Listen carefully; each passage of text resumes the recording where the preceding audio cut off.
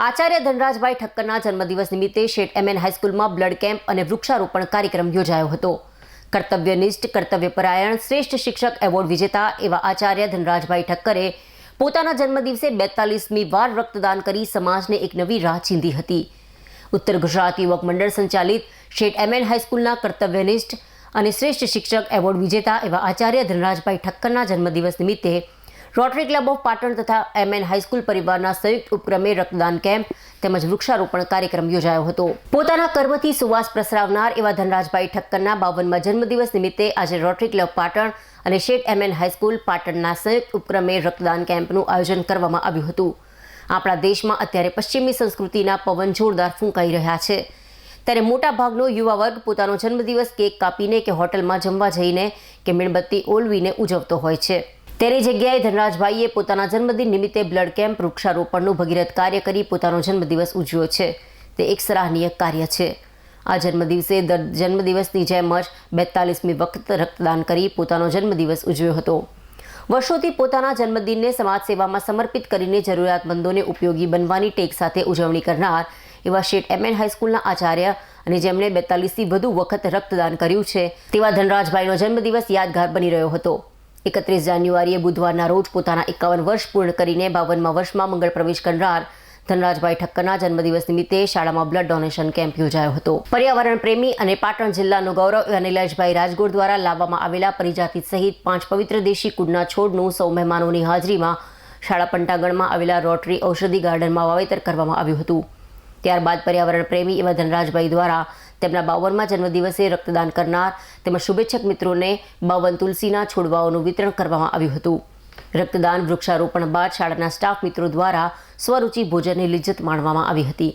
કાર્યક્રમના project chairman મુકેશભાઈ અંસારી અને અર્જુનસિંહ વાઘેલા, બંને સુપરવાઇઝર મિત્રો કપૂરજી ઠાકોર અને વર્ષાબેન પટેલ તથા શાળાના તમામ સ્ટાફગણે આ કાર્યક્રમને પોતાનો છે તેમ સમજી સખત મહેનત કરી સફળ બનાવ્યો હતો. ધનરાજભાઈએ બંને સુપરવાઇઝર મિત્રો, બંને પ્રોજેક્ટ ચેરમેન તેમજ સ્વયંસેવકની ભૂમિકા ભજવનાર પોતાની શાળાના સ્ટાફગણ તેમજ રક્તદાતાઓનો આભાર માન્યો હતો.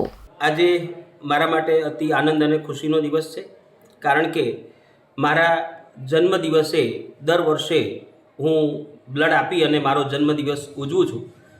કોરોના સમયમાં બ્લડની ખૂબ જ અછત હતી અને અમારી જ blood bank SK blood bank છે એ અનુસંધાને હું જાણું છું કે ત્યાં બ્લડની જે અછત થઈ અને બ્લડ કેમ્પો નહોતા થતા, લોકો બ્લડ આપવા નહોતા આવતા અને એવા વખતે બ્લડ ક્યાંથી લાવવું, અને એ અનુસંધાને સોડા સાહેબ અમારા રોટરીના જે બ્લડ બેંકના એ વખતના મને એમને એમને માર્ગદર્શન આપ્યું કે ભાઈ આપણે આવું જો બ્લડ કેમ્પ કરીએ તો એ બાને બર્થડેના દિવસે બ્લડ કેમ્પ શરૂ થાય, અને એ દિવસથી બ્લડ કેમ્પ શરૂ કર્યા.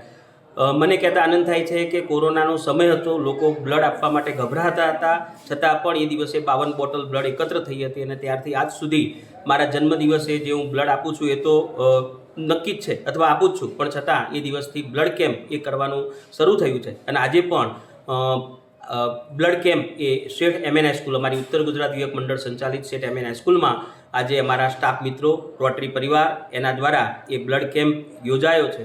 આ બ્લડ કેમ્પની અંદર ખૂબ જ મોટી સંખ્યામાં સવારે 9 વાગ્યાથી શુભેચ્છકો, ભૂતપૂર્વ વિદ્યાર્થીઓ અને સ્ટાફ મિત્રો એને બ્લડ આપવા માટે આવેલા હતા, અને અત્યારે બ્લડ કેમ્પ એ લગભગ 31 જેટલી બોટલ એ અત્યારે થાય એવી અમારી ગણતરી છે.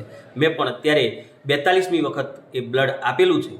આજે આનંદનો દિવસ એટલા માટે છે કે પશ્ચિમી સંસ્કૃતિનું અનુકરણ કરી અને કેક કાપીને અમારો જન્મદિવસ નહીં, પણ જ્યારે બ્લડ આપવાનું હોય અથવા તો આજે વૃક્ષારોપણ જે કરી 5 વૃક્ષો, અમારું રોટરી ઔષધિ ગાર્ડન છે એમાં સરસ ઔષધિના 5 છોડ વાવ્યા છે, અને 52 આજે જ્યારે મારા જન્મદિવસે 52 તુલસીના છોડ એ દરેક જે ડોનર છે અને જે મહેમાનો છે એમને આજે મારા હસ્તે અપાયા છે, અને એનાથી પર્યાવરણનો એક સંકલ્પ કે ભાઈ પર્યાવરણ માટે આપણે એક વૃક્ષ પોતાના ઘરે વાવીએ, એક આવા સંકલ્પ સાથે આજે મારો જન્મદિવસ ઉજવ્યો છે.